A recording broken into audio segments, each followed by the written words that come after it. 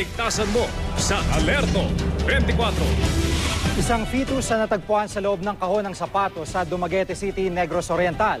May lalaki namang patay sa pamamaril sa Tondo, Maynila. Si Trisha Safra, naka-Alerto 24.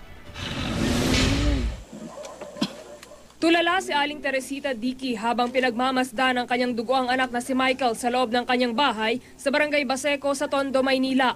May tama na raw ng bala sa leeg ng anak nang dumating sa bahay kaninang madaling araw. Bago malagutan ng hininga, nasabi pa raw ni Michael kung sino ang bumaril sa kanya. Isang alias Naning Tomboy na dati umanong sundalo. Sana naman po magkaroon ng lakas ng loob na sumuko yung gumawa ng ganyan sa anak ko.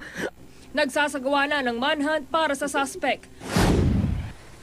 Wasak ang harapan ng dalawang kotseng nagsalpukan sa Roman Superhighway sa Balangas City sa Bataan.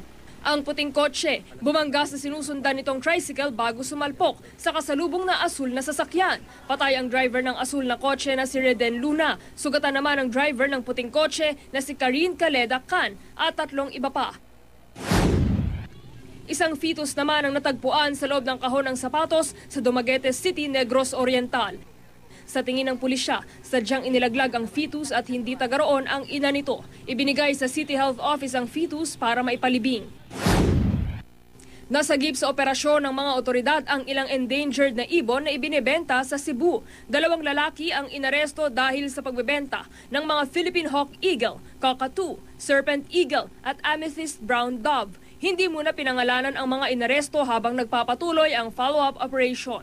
Trisha Safra, naka-Alerto 24.